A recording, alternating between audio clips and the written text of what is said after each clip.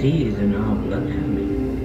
Our people have made a living along these shores for more than 7,000 years, gathering shellfish, catching fish, and diving for our hearts beat to the rhythm of the sea. These waters contain one of the finest fish, sea bream, tuna, and hammoud. Our forefathers made their nets and fish traps from woven palm leaves. Their boats were made of palm sticks bound together with rope. Sudden storms and high winds meant that fishing was dangerous but rewarding work. Fish that wasn't eaten immediately was hung up to dry or preserved and sold.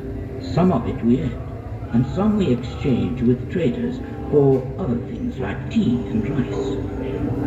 Most of our homes were arish, made of date palm sticks and mats, although some were built with materials from the seashore, coral stone, lime cement. The walls reflected the heat of the sun. Inside, the room stayed cooler in the midday heat.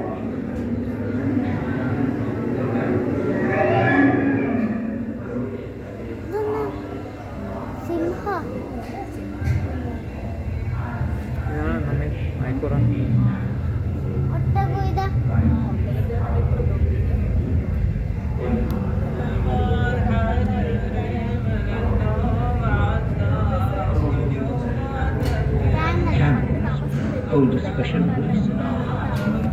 We honor these loyal and noble creatures which can endure the blazing desert heat without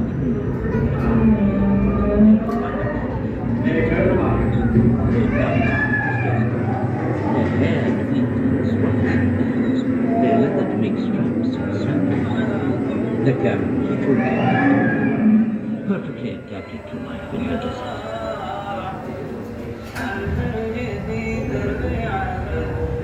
These camels have been loaded with dates, dried fish, household goods and food. They used to cover huge distances to reach the oases inland at Liwa and Al-Ain, along routes that camels have traveled for generations. Camel trains carried wood, charcoal, food and fodder back and forth between the coast and the inland oases, bringing much needed supplies. They also transported animals every day from the coast to the oases to escape the worst of the summer humidity.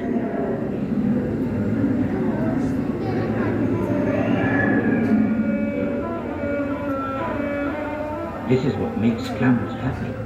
In the desert they can smell water from many miles. This oasis is fed by 4 underground springs and a network of valleys. Man-made channels bring water from the mountains. Here we produce dates, cereals, vegetables, fruit and fruit. It's a kind of paradise, cool and tranquil. At night the birds settle in the safety of the trees and you have to keep a watchful eye for the snakes and scorpions. The camel grazing Bedouins were nomadic during the months of good rest and would settle around oasis wells in the summer. Many would live in traditional desert tents made of woven cloth.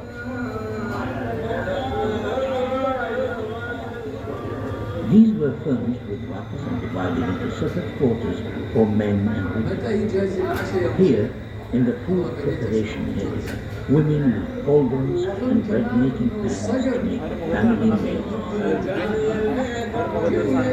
Next door, in the majlis, the men's quarters, the men would meet in the evening to talk and drink coffee.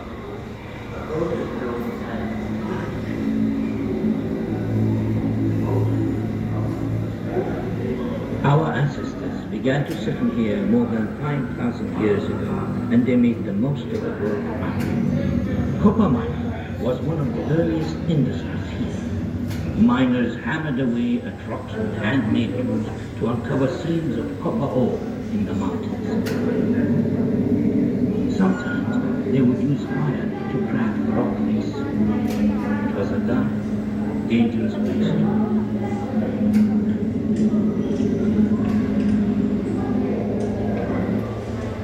Once mined, the copper ore was heated to separate the copper from the ore, a process known as smelting.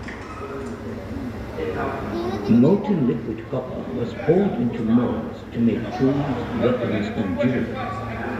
Once the casks had cooled, they were hammered to shape.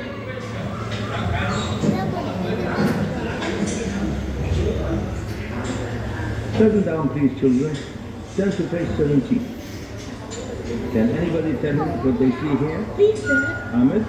The man is diving for pearls. My great-grandfather was a smelly diver. He could hold his breath for ages. He taught me to swim and dive. One day, I'd like to be a diver too.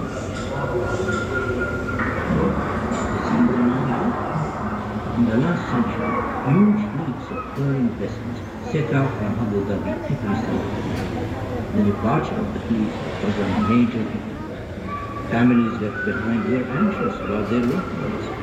Some of the men never returned. The divers were weighted down as they plunged to the shallow banks to search for oysters. It was a dangerous job, with stinging jellyfish, sharp corals, and no breathing food. But a lucky girl might establish a family's fortune. To keep their spirits up, the Niham would chant to inspire the pearls, leading them all in songs which marked each stage of their work.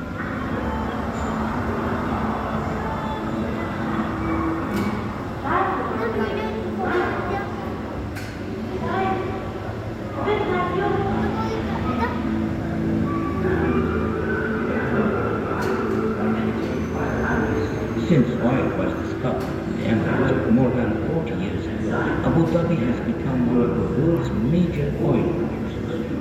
Much of this oil comes from under the sea.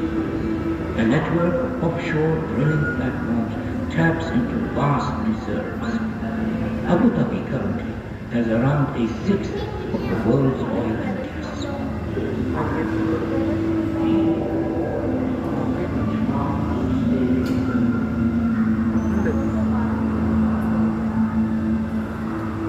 I would like to be like a bit like you. The underwater platforms are maintained by highly skilled commercial divers. They wear protected suits and dive to the sea to work on the pipes, moving through the murky waters amongst the fishes and creatures of the sea.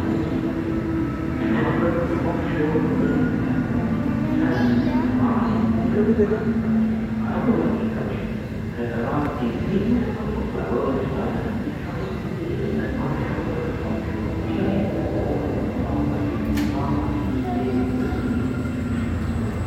oil production.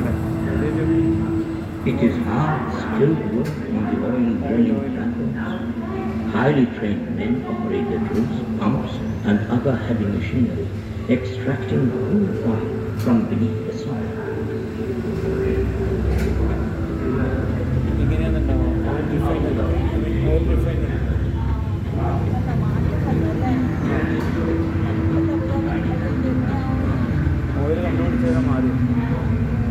These futuristic structures are oil production facilities.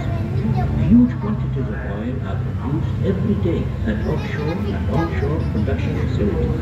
But even this modern industry was built using traditional skills. Pearl divers help to lay the undersea pipes, and dhows get fresh supplies coming in. Nowadays, massive tankers are needed to transport the oil and gas to the rest of the world.